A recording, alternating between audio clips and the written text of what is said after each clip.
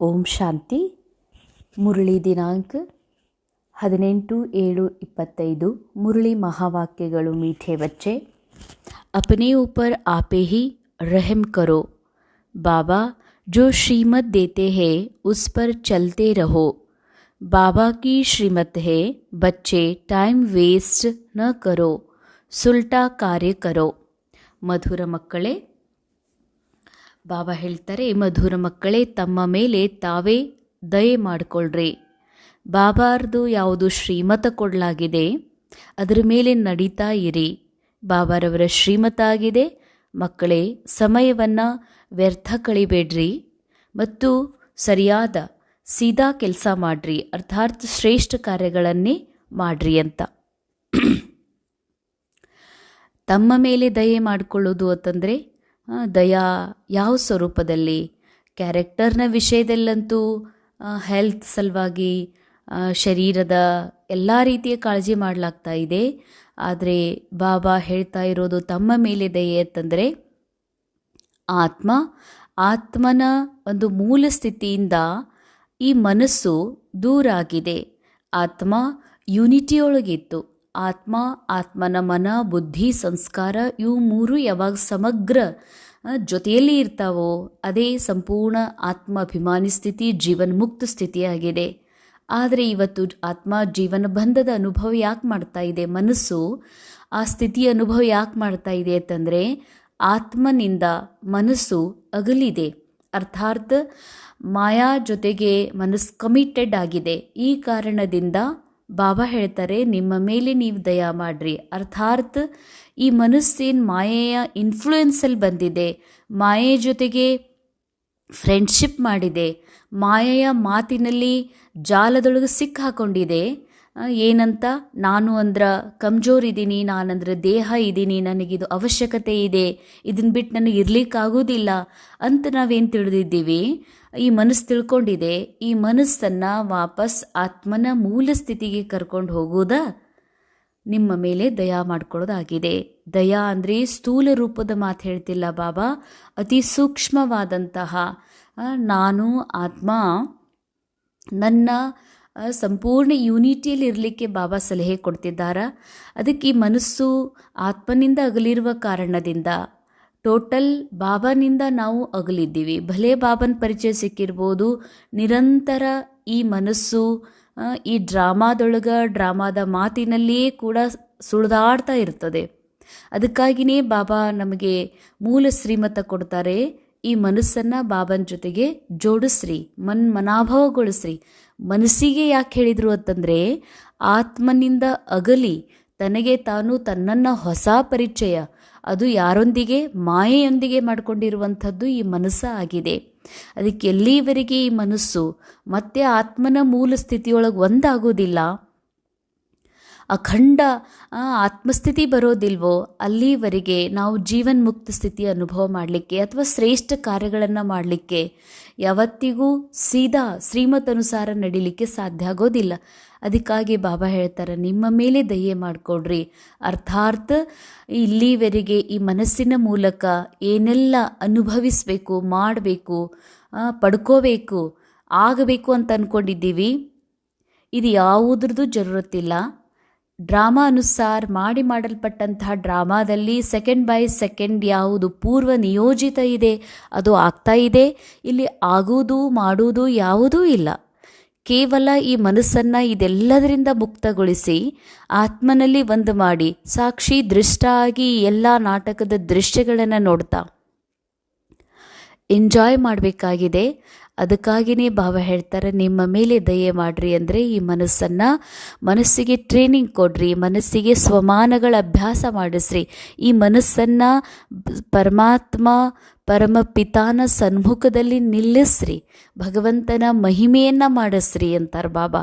ಇದಕ್ಕೇ ಸ್ವಯಂನ ಮೇಲೆ ದಯೆ ಮಾಡೋದು ಅಂತ ಹೇಳಲಾಗ್ತದೆ. ಅದಕ್ಕೆ ಬಾಬಾ ಹೇಳ್ತಾರೆ, ಸ್ವಯಂನ ಮೇಲೆ ನಿಮ್ಮ ಮೇಲೆ ನೀವೇ ದಯಾ ಮಾಡ್ರಿ. ಬಾಬಾ ಯಾವ ಶ್ರೀಮತವನ್ನು ಕೊಟ್ಟಿದ್ದಾರೆ ಅದರ ಅನುಸಾರ ನಡೀರಿ. ಯಾವ ಶ್ರೀಮತ? ಆತ್ಮ ಅಭಿಮಾನಿ ಸ್ಥಿತಿಯಲ್ಲಿ ಇದ್ದುಕೊಂಡು ನಿರಂತರ ತಂದೆಯ ನೆನಪಿನಲ್ಲಿರೋದೇ ಮೊದಲನೇ ಶ್ರೀಮತ. ಬಾಬನ್ ಶ್ರೀಮತ ಆಗಿದೆ ಮಕ್ಕಳೇ, ಸಮಯ ವ್ಯರ್ಥ ಕಳಿಬೇಡ್ರಿ. ಸಮಯ ವ್ಯರ್ಥ ಕಳೆಯೋದು ಅಂದರೆ ನಾನು ಆತ್ಮ ನನ್ನ ಮೂಲ ಸ್ಥಿತಿಯನ್ನು ಮರೆತು ನನಗೆ ನಾನು ಅಕ್ಕೋರಂತ ತಿಳ್ಕೊಂಡು ಸೇವಾದಲ್ಲಿ ಮಗ್ನ ಆಗ್ತೀನಂದ್ರೂ ಕೂಡ ಇದು ಟೈಮ್ ವೇಸ್ಟ್ ಮಾಡೋದೇ ಆಗಿದೆ. ಬಾಬಾ ನಮಗೆ ಶ್ರೀಮತ ಕೊಟ್ಟಿದ್ದಾರೆ, ಆತ್ಮಸ್ಥಿತಿಯಲ್ಲಿ ಇದ್ದುಕೊಂಡು ಪರಮಾತ್ಮನ ಸ್ಮೃತಿಯಲ್ಲಿ ಇದ್ದುಕೊಂಡು ಪರಮಾತ್ಮನ ಸಮಾನ ಸಾಕ್ಷಿ ದೃಷ್ಟ ಆಗಿ ಸೇವೆಯನ್ನು ಮಾಡುವಂತ ನಿಮಿತ್ತ ಅಂತ ತಿಳಿದು ಟ್ರಸ್ಟಿ ಭಾವದಿಂದ ಸೇವಾ ಮಾಡಲಿಕ್ಕೆ ಬಾಬಾ ಹೇಳಿದ್ದಾರೆ. ಹೊರತಾಗಿ ರೋಲ್ ಕಾನ್ಷಿಯಸ್ನಲ್ಲಿ ಬಂದು ಅಥವಾ ಬಿ ಕೆ ಕಾನ್ಷಿಯಸ್ಸಲ್ಲಿ ಬಂದು ಸೇವೆ ಮಾಡೋದು ಕೂಡ ವ್ಯರ್ಥನೇ ಆಗಿದೆ. ಸಮಯವನ್ನು ವ್ಯರ್ಥಗೊಳಿಸೋದು. ಅದಕ್ಕಾಗಿ ಬಾಬಾ ಹೇಳ್ತಾರೆ, ಸಮಯ ವ್ಯರ್ಥ ಮಾಡಬೇಡ್ರಿ, ಯಾವಾಗಲೂ ಶ್ರೇಷ್ಠ ಕಾರ್ಯನೇ ಮಾಡಿರಿ. ಸುಲ್ಟಾ ಕಾರ್ಯ ಮಾಡಿರಿ ಅಂದರೆ ದೇಹ ಭಾನದಿಂದ ಮುಕ್ತ ಆಗಿ ಆತ್ಮಸ್ಥಿತಿಯಲ್ಲಿದ್ದುಕೊಂಡು ಬಾಬಾ ಹೇಗೆ ಈ ವಿಶ್ವ ನಾಟಕವನ್ನು ನೋಡ್ತಾ ಇದ್ದಾರೆ ಸಾಕ್ಷಿ ದೃಷ್ಟ ಆಗಿ, ಅದೇ ರೀತಿಯಾಗಿ ನೀನು ನೋಡಬೇಕು. ಇದು ಸುಲ್ಟಾ ಕಾರ್ಯ ಆಗಿದೆ ಅಂತಾರೆ ಬಾಬಾ. ಇಂದಿನ ಮುರಳಿಯ ಪ್ರಶ್ನೆ, ಜೋ ತಕದೀರ್ವಾನ್ ಬಚ್ಚೆ ಹೇ ಉನ್ಕಿ ಮುಖ್ಯ ಧಾರಣಾ ಕೌನ್ಸಿ ಹೋಗಿ. ಯಾರು ಅದೃಷ್ಟವಾನ್ ಮಕ್ಕಳಿದ್ದಾರೆ ಅವರ ಮುಖ್ಯ ಧಾರಣೆಗಳು ಏನಾಗಿರ್ತವೆ? ಅದೃಷ್ಟವಾನ್ ಮಕ್ಕಳು ಅಂದರೆ ಪರಮಾತ್ಮನ ಅರಿತ ಮೇಲೆ ಪರಮಾತ್ಮನ ಒಂದು ಮಹಾವಾಕ್ಯಗಳನ್ನು ಕೇಳ್ತಾ ಆ ಮಹಾವಾಕ್ಯಗಳ ಅನುಸಾರ ತಮ್ಮ ಬುದ್ಧಿಯನ್ನು ಪರಿವರ್ತನೆ ಮಾಡಿಕೊಂಡಿರುವಂಥವರು, ಭಗವಂತರ ಶ್ರೀಮತನುಸಾರ ತಮ್ಮ ದಿವ್ಯ ಬುದ್ಧಿಯನ್ನು ವಿಕಸಿತ ಮಾಡ್ಕೊಳ್ತಾ ಆತ್ಮಾಭಿಮಾನಿ ಸ್ಥಿತಿಯಲ್ಲಿರುವಂಥವರೇ ಅದೃಷ್ಟವಂತ ಮಕ್ಕಳು. ಆ ಅದೃಷ್ಟವಂತ ಮಕ್ಕಳದಾರತ್ತಂದ್ರೆ ಅವ್ರ ನಿಶಾನಿ ಏನಾಗಿರ್ತದೆ ಅಂತಾರೆ ಬಾಬಾ. ಉತ್ತರ, तकदीरवान बच्चे सवेरे सवेरे उठकर बाबा को बहुत प्यार से याद करेंगे. ಅದೃಷ್ಟವಂತ ಮಕ್ಕಳು ಬೆಳಿಗ್ಗೆ ಎದ್ದು ಅಮೃತ ವೇಳೆಯಲ್ಲಿ ಎದ್ದು ತಂದೆಯನ್ನು ಬಹಳ ಪ್ರೇಮದಿಂದ ನೆನಪು ಮಾಡ್ತಾರೆ. ಬಾಬಾ ಸೇ ಮೀಠಿ ಮೀಠಿ ಬಾತೆ ಕರೆಂಗೆ, ಕಭಿ ಭಿ ಅಪನೆ ಊಪರ್ ಬೇಹರಮಿ ನಹಿ ಕರೆಂಗೆ. ಬಾಬಾ ಹೇಳ್ತಾರೆ, ಬಾಬಾರವ್ರ ಜೊತೆಗೆ ಅವರು ಬಹಳ ಮಧುರಾತಿ ಮಧುರ ಮಾತುಗಳನ್ನು ಆಡ್ತಾರೆ. ಅರ್ಥಾತ್ ಈ ಮನಸ್ಸು ಏನೆಲ್ಲ ಮಾಡ್ತಾ ಇದೆ, ಮನಸ್ಸಿನ ಮೂಲಕ ಏನೆಲ್ಲ ಆಗ್ತಾ ಇದೆ, ಅನುಭವಗಳು, ಘಟನೆಗಳು, ಮಾತುಗಳು, ಭಾವನೆಗಳು, ಇವೆಲ್ಲವುಗಳನ್ನು ಬಾಬಾರವ್ರ ಮುಂದೆ ಹೇಳಿ ಒಪ್ಪಿಸಿ ಬಾಬನ ಜೊತೆಗೆ ಮಾತಾಡಿ ಬಾಬನ ಮಹಿಮೆಗಳನ್ನು ಮಾಡೋದೇ ನಿಜವಾದಂತಹ ಆತ್ಮನ ಮೇಲೆ ದಯಾ ಮಾಡಿಕೊಳ್ಳೋದು. ಆದರೆ ಅದೃಷ್ಟವಾನ್ ಮಕ್ಕಳೆಂದು ತಮ್ಮ ಮೇಲೆ ದಯಾಹೀನರಾಗೋದಿಲ್ಲ. ದಯಾಹೀನರಾಗೋದು ಅಂದರೆ ಏನೆಲ್ಲ ಮನಸ್ಸಿನಲ್ಲಿ ನಡೀತಾ ಇದೆ ಅದನ್ನು ಮನಸ್ಸಿನಲ್ಲೇ ವಿಚಾರ ಮಾಡೋದು, ತಂದೆ ಮುಂದೆ ಅರ್ಪಣೆ ಮಾಡದೆ ಅದನ್ನು ತಾನೇ ಈ ಮನಸ್ಸಿನ ಅನೇಕ ವ್ಯರ್ಥ ವಿಚಾರದಿಂದ ವ್ಯರ್ಥ ಕರ್ಮದಿಂದ ಮುಕ್ತಾಗಲಿಕ್ಕೆ ಸ್ವಯಂ ತಾನೇ ಯುದ್ಧ ಮಾಡೋದು. ಇದಕ್ಕಂತಾರೆ ಬಾಬಾ ಬೇರಹಮಿ. वह पास विद ऑनर होने का पुरुषार्थ कर स्वयं को राजाई के लायक बनाएंगे.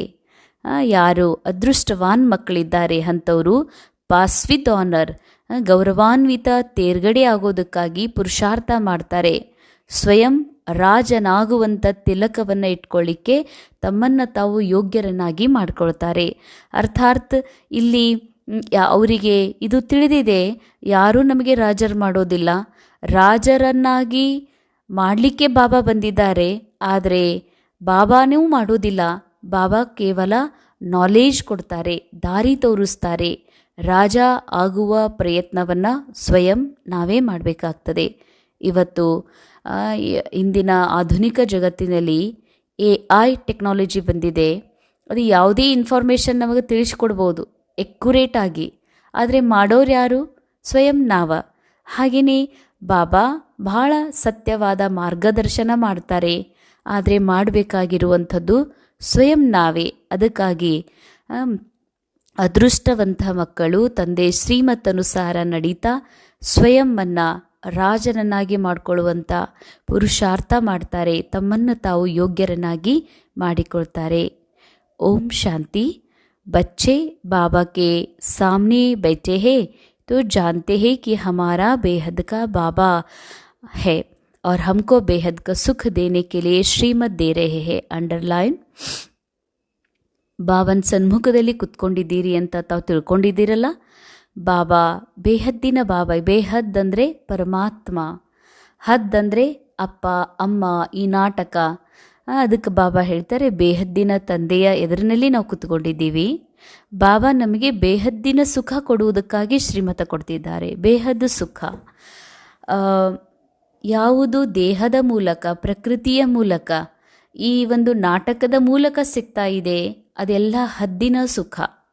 ಭಲೆ ಅದು ಒಳ್ಳೆಯದೇ ಇರಲಿ, ಅದು ಹದ್ದಿನ ಸುಖ. ಈಗ ಬಾಬಾ ಆತ್ಮದಲ್ಲಿ ಇರುವಂತಹ 7 ಗುಣಗಳೊಳಗೆ ಒಂದೇನು ಸುಖ ಇದೆ, ಆ ಸುಖದ ರಿಯಲೈಜೇಷನ್ ಬಾಬಾ ಮಾಡಿಸ್ತಿದ್ದಾರೆ. ಯಾವುದು ಅವಿನಾಶಿ ಸುಖ, ಇಟರ್ನಲ್ ಹ್ಯಾಪಿನೆಸ್, ಅದು ಬಾಬಾ ನಮಗೆ ಶ್ರೀಮತನುಸಾರ ಸ್ಮೃತಿ ಕೊಡಿಸ್ತಾರೆ. ಅದಕ್ಕಾಗಿ ಬಾಬಾ ಹೇಳ್ತಾರೆ, ಬೇಹದ್ದಿನ ಬಾಬಾ ಬೇಹದ್ದಿನ ಸುಖವನ್ನೇ ಕೊಡ್ತಾರೆ.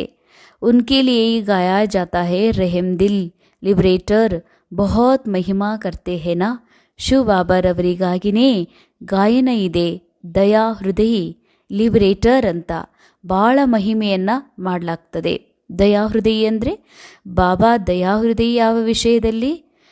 ತನ್ನ ಮಕ್ಕಳು ನಾಟಕದಲ್ಲಿ ಬಂದು ಕಲಿಯುಗದ ಪಾತ್ರದಲ್ಲಿ ಎಷ್ಟೊಂದು ತಪ್ಪುಗಳನ್ನು ಮಾಡಿದರೂ ಕೂಡ ಬಾಬಾ ತಿಳಿತಾರೆ, ನಾಟಕ ಅನುಸಾರ, ಡ್ರಾಮಾ ಅನುಸಾರ ಮಕ್ಕಳ ಒಂದು ಕ್ಯಾರೆಕ್ಟರ್ನಲ್ಲಿ ತಪ್ಪುಗಳಾಗಿರ್ಬೋದು, ಆದರೆ ನನ್ನ ಮಕ್ಕಳು, ಆತ್ಮಾರೂಪಿ ಮಕ್ಕಳು ಯಾವತ್ತಿಗೂ ಕೂಡ ಎವರ್ ಪ್ಯೂರ್ ಇದ್ದಾರೆ, ಯಾವತ್ತೂ ನನ್ನ ಸಮಾನ ಇದ್ದಾರನ್ನುವಂಥ ಭಾವದಿಂದ ಬಾಬಾ ನೋಡ್ತಾ ಮಕ್ಕಳಿಗೆ ಈ ನಾಟಕದ ಒಂದು ಬಂಧನದಿಂದ ಮುಕ್ತಗೊಳಿಸ್ತಾರೆ. ಅಥವಾ ಯಾವ ರಾಡಿಯಲ್ಲಿ ಮಕ್ಕಳು ಸಿಲುಕಿಕೊಂಡಿದ್ದಾರೆ, ಮೋಹದ ರಾಡಿಯಲ್ಲಿ, ಅದರಿಂದ ಬಾಬಾ ಹೊರಗೆ ಬರಲಿಕ್ಕೆ ಸಲಹೆಯನ್ನು ಕೊಡ್ತಾರೆ.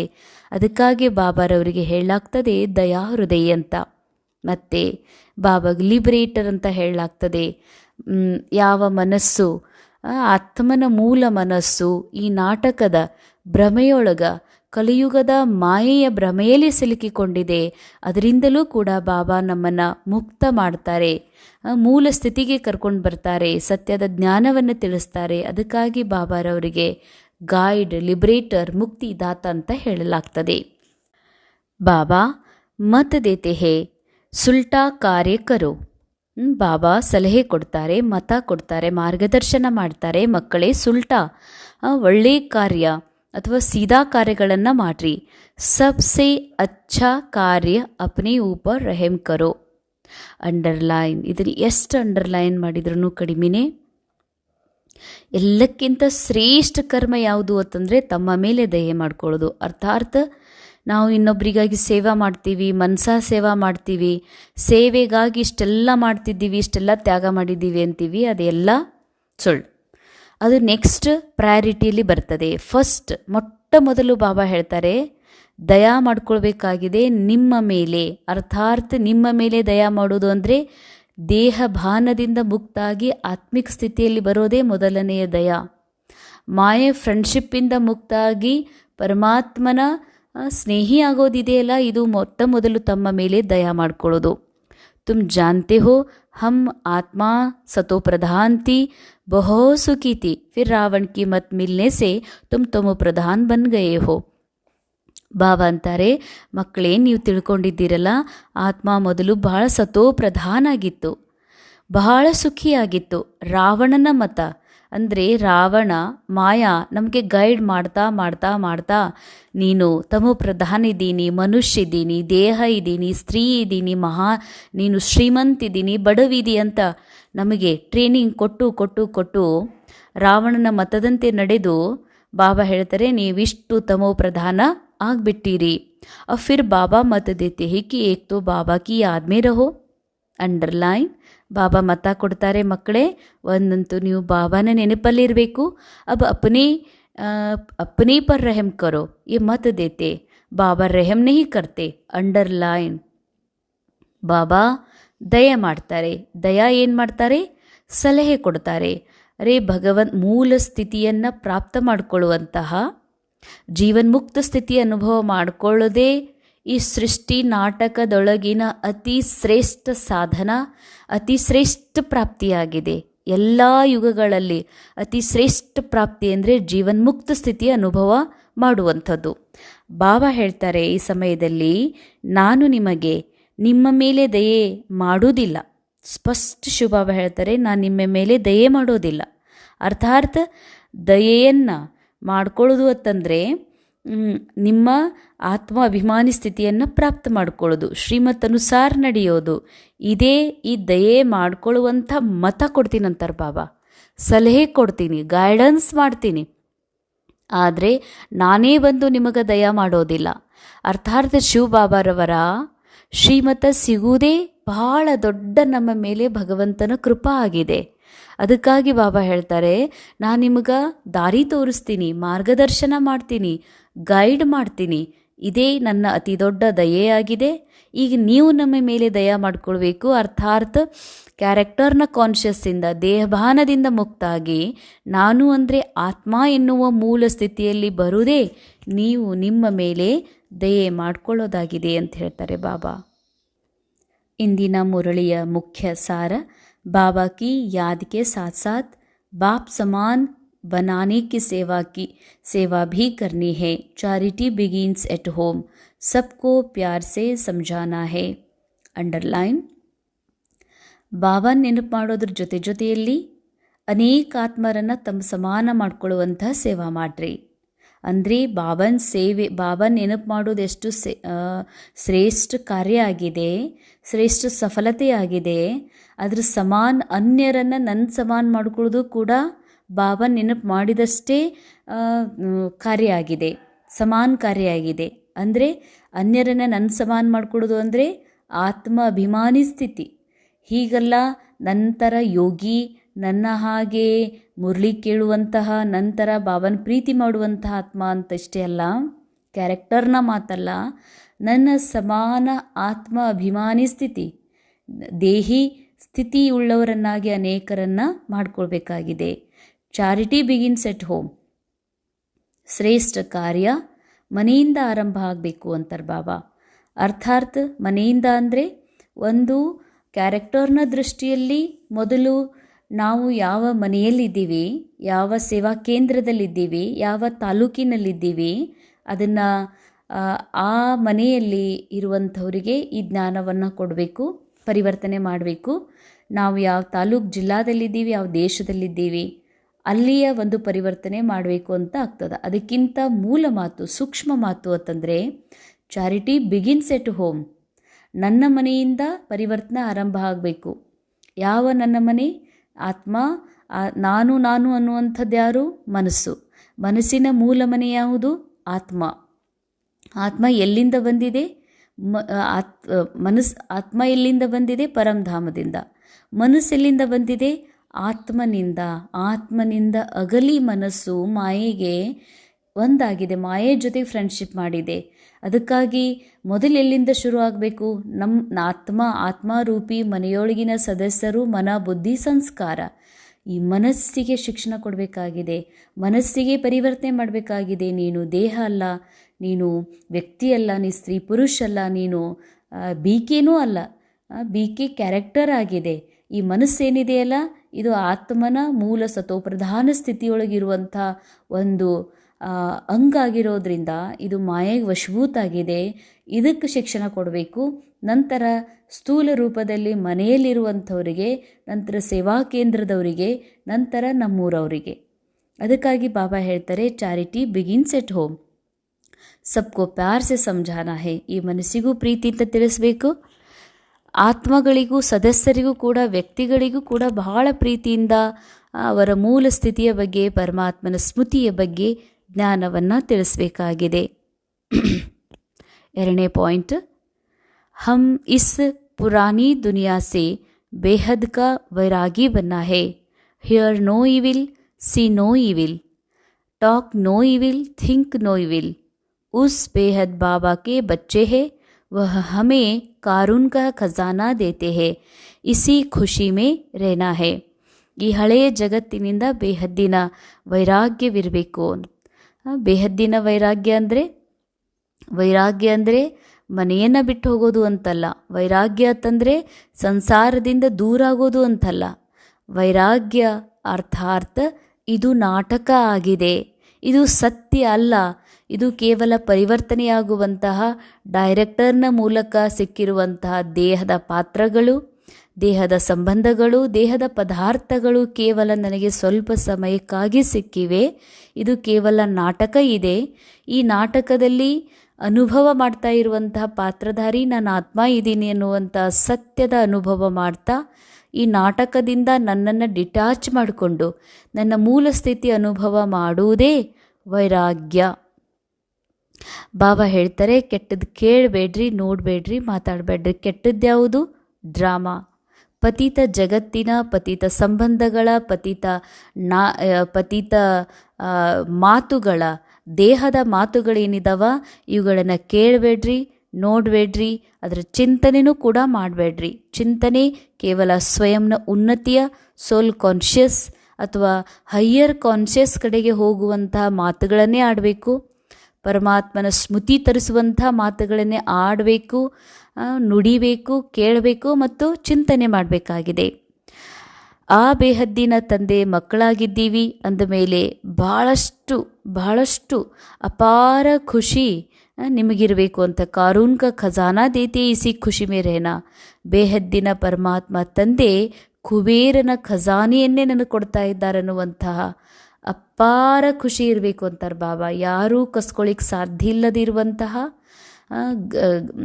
ವಿನಾಶ ಆಗದೇ ಇರುವಂತಹ ಅಪಾರ ಖಜಾನೆ ಬಾಬಾ ನನಗೆ ಕೊಡ್ತಾ ಇದ್ದಾರೆ ತಂದಮೇಲೆ ಆ ಅಪಾರ ಸುಖ, ಆತ್ಮಕ್ಕೆ ಬೇಕಾದಂತಹ, ಮನಸ್ಸಿಗೆ ಬೇಕಾದಂತಹ ಅಪಾರ ಶಾಂತಿ, ಅಪಾರ ನೆಮ್ಮದಿ, ಅಪಾರವಾದಂತಹ ಜ್ಞಾನದ ಬೆಳಕು ಬಾಬಾ ಕೊಡ್ತಾ ಇದ್ದಾರೆ ಅಂದಮೇಲೆ ಬಹಳ ಖುಷಿ ಇರಬೇಕು ಅಂತ ಹೇಳ್ತಾರೆ ಬಾಬಾ. ಬಹಳಷ್ಟು ಆನಂದಿತ ಆಗಬೇಕು, ಈ ಮನಸ್ಸು ತೃಪ್ತ ಆಗಬೇಕು.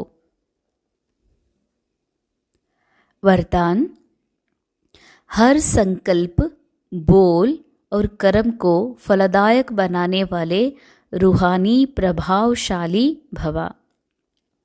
ಪ್ರತಿಯೊಂದು ಸಂಕಲ್ಪ, ಮಾತು, ಕರ್ಮವನ್ನು ಫಲದಾಯಕ ಮಾಡಿಕೊಳ್ಳುವಂತಹ ಆತ್ಮೀಯ ಪ್ರಭಾವಶಾಲಿ ಭವ. विस्तार: जब भी किसी के संपर्क में आते हो तो उनके प्रति मन की भावना, स्नेह, सहयोग और कल्याण की ಪ್ರಭಾವಶಾಲಿ ಹೋ. ಬಾಬಾ ಹೇಳ್ತಾರೆ, ಯಾವುದೇ ನೀವು ಸಂಪರ್ಕದಲ್ಲಿ ಬರ್ತೀರಿ, ಸಂಬಂಧದಲ್ಲಿ ಬರ್ತೀರಿ, ಭೇಟಿ ಆಗ್ತೀರಿ ಅಂತಂದ್ರೆ ಅವ್ರ ಪ್ರತಿಯಾಗಿ ನಿಮ್ಮ ಮನಸ್ಸಿನ ಭಾವನೆ ಹೇಗಿರಬೇಕು? ಸ್ನೇಹದ ಭಾವನೆ, ಸಹಯೋಗದ ಭಾವನೆ, ಕಲ್ಯಾಣದ ಪ್ರಭಾವಶಾಲಿಯಾಗಿರಬೇಕು ಅಂತ ಹೇಳ್ತಾರೆ ಬಾಬಾ. हर बोल किसी को हिम्मत उल्लास देने के ಪ್ರಭಾವಶಾಲಿ ಹೋ. ಪ್ರತಿಯೊಂದು ನಮ್ಮ ಮಾತು ಇನ್ನೊಬ್ಬರಿಗೆ ಧೈರ್ಯ ಕೊಡುವಂತಹ, ಉಲ್ಲಾಸವನ್ನು ಕೊಡುವಂತಹ ಪ್ರಭಾವಶಾಲಿಯಾಗಿರಬೇಕು. ಸಾಧಾರಣ ಬಾತ್ ಚೀತ್ ಮೇ ಸಮಯ ನ ಚಲಾ ಜಾಯೆ. ಸಾಧಾರಣ ಮಾತುಕತೆಗಳಲ್ಲಿ ಎಂದಿಗೂ ನಮ್ಮ ಸಮಯವು ವ್ಯರ್ಥವಾಗಬಾರ್ದು. ಐಸಾ ಹಿ ಹರ್ ಕರ್ಮ ಫಲದಾಯಕ ಹೋ. ಅದೇ ರೀತಿಯಾಗಿ ನಿಮ್ಮ ಕರ್ಮ ಫಲದಾಯಕ ಆಗಿರಬೇಕು. ಚಾಹೆ ಸ್ವಕ್ಕೆ ಪ್ರತಿ, ಚಾಹೆ ದೂಸರೋं के ಪ್ರತಿ. ಭಲೆ ನಿಮ್ಮ ಪ್ರತಿಯಾಗಿರಲಿ, ಇನ್ನೊಬ್ಬರ ಪ್ರತಿಯಾಗಿರಲಿ. ಆಪಸ್ ಮೇ ಬಿ ಹರ್ ರೂಪ್ ಮೇ ಪ್ರಭಾವಶಾಲಿ ಬನೋ. ಪ್ರತಿಯೊಂದು ಕಾರ್ಯದಲ್ಲಿ ಬಾಬಾ ಪ್ರತಿ ರೂಪದಲ್ಲಿ ಪ್ರಭಾವಶಾಲಿ ಅಂದರೆ ಆತ್ಮಸ್ಥಿತಿ. ಮೂಲ ಸ್ಥಿತಿಯಲ್ಲಿದ್ದಾಗಲೇ ಪ್ರಭಾವಿತ ಆಗ್ತೀವಿ.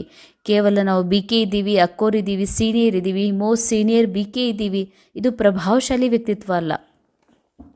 ಕೇವಲ ಆತ್ಮಸ್ಥಿತಿ, ಆತ್ಮರೂಪದಲ್ಲಿ ಸ್ಥಿತ ಆಗಿದ್ದಾಗ ಮಾತ್ರ ನಮ್ಮ ರೂಪ ಪ್ರಭಾವಶಾಲಿಯಾಗಿರ್ತದೆ. ಸೇವಾ ಮೇ ರೂಹಾನಿ ಪ್ರಭಾವಶಾಲಿ ಬನೋ, ತಬ್ ಬಾಬಾ ಕೋ ಪ್ರತ್ಯಕ್ಷ ಕರ್ನೆ ಕೆ ನಿಮಿತ್ತ ಬನ್ ಸಕೆಂಗೆ. ಸೇವೆಯಲ್ಲೂ ಕೂಡ ಆತ್ಮೀಯ ಪ್ರಭಾವಶಾಲಿಯಾಗಿದ್ದಾಗ ನೀವು ತಂದೆ ಪ್ರತ್ಯಕ್ಷ ಮಾಡಲಿಕ್ಕೆ, ನಿಮಿತ್ತರಾಗಲಿಕ್ಕೆ ಸಾಧ್ಯ. ಸ್ಲೋಗನ್: ऐसी शुभचिंतक मणि बनो जो आपकी किरणें विश्व को रोशन करती रहे. ಇಂತಹ ಶುಭಚಿಂತಕ ಮಣಿಗಳಾಗಬೇಕು. ತಮ್ಮ ಕಿರಣಗಳು ವಿಶ್ವಕ್ಕೆ ಬೆಳಕನ್ನು ಕೊಡುವಂಥವು ಆಗಬೇಕು ಅಂತ. ಅಂದರೆ ಮನಸ್ಸಿನಿಂದ ನಿರಂತರ ವಿಚಾರಗಳ ಒಂದು ಪ್ರವಾಹ ಆಗ್ತಾನೇ ಇರ್ತದೆ, ವಿಚಾರಗಳು ಉತ್ಪನ್ನ ಆಗ್ತಾನೇ ಇರ್ತದೆ. ಆದರೆ ಆ ವಿಚಾರ ಇಷ್ಟು ಶುಭಚಿಂತನೆಯಿಂದ ಕೂಡಿರಬೇಕು. ನೀವು ಆತ್ಮ ಶುಭಚಿಂತನೆ ಮಾಡ್ತಾ ಮಾಡ್ತಾ ಶುಭಚಿಂತಕ ಮಣಿಗಳಾಗಬೇಕು. ಮಣಿ ಅರ್ಥಾತ್ ಮಣಿಯಿಂದ ಬೆಳಕು ಪ್ರಕಾಶ ಹರಡುತ್ತದೆ. ಇಂಥ ಶುಭಚಿಂತಕ ಮಣಿ ಆದ್ರಿ ಅಂದರೆ ನಿಮ್ಮ ಮಣಿಯಿಂದ, ನೀವು ಆತ್ಮಾಮಣಿಯಿಂದ ಶುಭಚಿಂತನೆ ಪ್ರಕಾಶದ ಕಿರಣಗಳು ಜಗತ್ತಿಗೆ ಬೆಳಕು ಕೊಡುವಂಥವು. ಅಂದರೆ ಅನೇಕ ಆತ್ಮರ ವ್ಯರ್ಥವನ್ನು ದೂರ ಮಾಡುವಂತಹ, ಸೋಲ್ ಕಾನ್ಷಿಯಸ್ಸನ್ನು ಜಾಗೃತ ಮಾಡುವಂಥ ಪ್ರಭಾವ ಯುಕ್ತ ಆಗಿರಬೇಕು ನಿಮ್ಮ ವಿಚಾರಗಳು ಅಂತಾರೆ ಬಾಬಾ. ಅವ್ಯಕ್ತ ಇಶಾರೆ ಸಂಕಲ್ಪೋं की ಶಕ್ತಿ ಜಮಾಕರ್ ಶ್ರೇಷ್ಠ ಸೇವಾಕ್ಕೆ ನಿಮಿತ್ತ ಬನೋ. ಅದರ ಅಡಿಯೊಳಗೆ ಸಮಯ ಪ್ರಮಾಣ शीतलता की शक्ति द्वारा हर परिस्थिति में अपने संकल्पों की गति को, बोल को शीतल और धैर्यवत बनाओ. अंडरलाइन. ಸಮಯ ಪ್ರಮಾಣ ಶೀತಲತೆಯ ಶಕ್ತಿಯ ಮೂಲಕ ಅರ್ಥಾತ್ ಆತ್ಮ ಸ್ವರೂಪದಲ್ಲಿ ಇರ್ತಾ ಪ್ರತಿಯೊಂದು ಪರಿಸ್ಥಿತಿಯಲ್ಲಿ ತಮ್ಮ ಸಂಸ್ಕಾರಗಳ ಗತಿಯನ್ನು, ತಮ್ಮ ಮಾತನ್ನು ಶೀತಲ ಧೈರ್ಯವಾನ್ ಮಾಡಿಕೊಳ್ಳ್ರಿ. ಯದಿ संकल्प की स्पीड फास्ट होगी तो बहुत समय व्यर्थ जाएगा. ಅಂಡರ್ಲೈನ್. ಒಂದು ವೇಳೆ ನಾವು ಶೀತಲ ಇದ್ದೀವಿ ಅಥವಾ ನಾವು ಶಾಂತ ಇದ್ದೀವಿ ಅಂದರೆ ನಮ್ಮ ಸಂಕಲ್ಪಗಳ ಗತಿ ಬಹಳ ನಿಧಾನ ಇರ್ತದೆ, ವಿಚಾರಗಳು ಬಹಳ ಕಡಿಮೆ ನಡೀತಾ ಇರ್ತವೆ. ಒಂದು ವೇಳೆ ನಿಮ್ಮ ಸಂಕಲ್ಪ ಭಾಳ ಫಾಸ್ಟಾಗಿ ನಡೀತಾ ಇದೆ ಅಂತಂದರೆ ಅದು ವ್ಯರ್ಥ ಆಗಿಬಿಡ್ತದೆ, ಅದಕ್ಕೆ ನಿಮ್ಮ ಸಮಯನೂ ವ್ಯರ್ಥ ಆಗಿ ಹೋಗ್ತದೆ. ಅಂಥ ಫಾಸ್ಟಾಗಿ ನಡೆಯುವಂಥ ವಿಚಾರಗಳ ಮೇಲೆ कंट्रोल ಮಾಡಲಿಕ್ಕೆ ಸಾಧ್ಯ ಇಲ್ಲ, कंट्रोल नहीं कर सकेंगे. इसलिए शीतलता की शक्ति धारण कर लो. ಅದಕ್ಕಾಗಿ ಈ ಮನಸ್ಸಿಗೆ ನಾನು ದೇಹ, ನಾನು ವ್ಯಕ್ತಿ ಇದ್ದೀನಿ ಅಥವಾ ನಾ ಅಕ್ಕೋರಿದ್ದೀನಿ, ನಾ ಅಣ್ಣೋರಿದ್ದೀನಿ ಅನ್ನೋ ಭಾವ ಬಂತು ಅಂತಂದರೆ, ನಾ ಬಿಸ್ನೆಸ್ ಮ್ಯಾನ್ ಇದ್ದೀನಿ, ನಾನು ಇಂಥ ಜವಾಬ್ದಾರಿ ವ್ಯಕ್ತಿ ಇದ್ದೀನಿ, ವಿಚಾರ ಭಾಳ ಫಾಸ್ಟಾಗಿ ನಡೀತದೆ, ನಾನು ಇದನ್ನು ಮಾಡಬೇಕು ಅದನ್ನು ಮಾಡಬೇಕು ಅಂತ. ಯಾವಾಗ ಈ ಮನಸ್ಸಿಗೆ ನಾನು ಕೇವಲ ಆ್ಯಕ್ಟರ್ ಇದ್ದೀನಿ, ಈ ದೇಹ ಒಂದು ಪಾರ್ಟಲ್ಲಿ ಸಿಕ್ಕಿರುವಂಥದ್ದು, ಇದು ದೇಹ ಕ್ಯಾರೆಕ್ಟರ್ ಏನಿದೆ ಇದು ನಾಶವಾನ್ ಇದೆ, ಇದು ಅಲ್ಪಕಾಲದ್ದಿದೆ ಅಂತ ಯಾವಾಗ ಸ್ಮೃತಿಯಲ್ಲಿ ಬರ್ತೀವಿ, ಇದನ್ನು ಸಾಕ್ಷಿಯಾಗಿ ನೋಡ್ತಾ ಹೋಗ್ತೀವಿ, ಆವಾಗ ವಿಚಾರಗಳ ಗತಿ ಬಹಳ ನಿಧಾನ ಆಗಲಿಕ್ಕೆ ಶುರುವಾಗ್ತದೆ. ಅದಕ್ಕಾಗಿ ಬಾಬಾ ಹೇಳ್ತಾರೆ ಸ್ಮೃತಿ ಇರಲಿ. ಕಂಟ್ರೋಲ್ ಮಾಡಬೇಕು ಅಂತಂದರೆ ಶೀತಲತೆ ಶಕ್ತಿ ಧಾರಣೆ ಮಾಡಿಕೊಳ್ರಿ, ಆಗ ವ್ಯರ್ಥದಿಂದ ಉಳಿತೀರಿ. ಕ್ಯೂ ಕ್ಯಾ ऐसा नहीं वैसा इस व्यर्थ की फास्ट गति से छूट जाएंगे. ಪ್ರಶ್ನೆ ಯಾವಾಗಲೂ ಕ್ಯಾರೆಕ್ಟರ್ ಕಾನ್ಷಿಯಸ್ಸಲ್ಲಿದ್ದಾಗನೇ ಬರ್ತವೆ. ದೇಹ ಅಂತ ತಿಳ್ಕೊಂಡಾಗ್ಲೇ ಪ್ರಶ್ನೆಗಳು ಹೇಳ್ತವೆ. ಇದು ಯಾಕೆ, ಹೀಗೆ, ಹಾಗೆ, ಹೀಗಾಗಬಾರ್ದಾಗಿತ್ತು, ಹಾಗಾಗಬೇಕಾಗಿತ್ತು, ಇವೆಲ್ಲ ಪ್ರಶ್ನೆಗಳೆಲ್ಲಿರ್ತದೋ ಅಲ್ಲಿ ವಿಚಾರಗಳ ಗತಿ ಭಾಳ ಫಾಸ್ಟಾಗಿ ನಡೀತಿರ್ತದ. ವಿಚಾರ ಯಾವಾಗ ಫಾಸ್ಟ್ ನಡೀತದ ಅವಾಗ ಸಮಯ ಶಕ್ತಿ ಭಾಳ ವೇಸ್ಟಾಗಿ ಹೋಗ್ತದೆ ಅಂತಾರೆ ಬಾಬಾ. ಇದೆಲ್ಲದರಿಂದ ಉಳಿಬೇಕು ಅಂದರೆ ಶೀತಲತೆಯ ಸ್ವರೂಪ ಅರ್ಥಾತ್ ಆತ್ಮ ಸ್ವರೂಪವನ್ನು ಸ್ಮೃತಿಯಲ್ಲಿ ತಗೊಂಡು ಬನ್ನಿರಿ. ಓಂ ಶಾಂತಿ.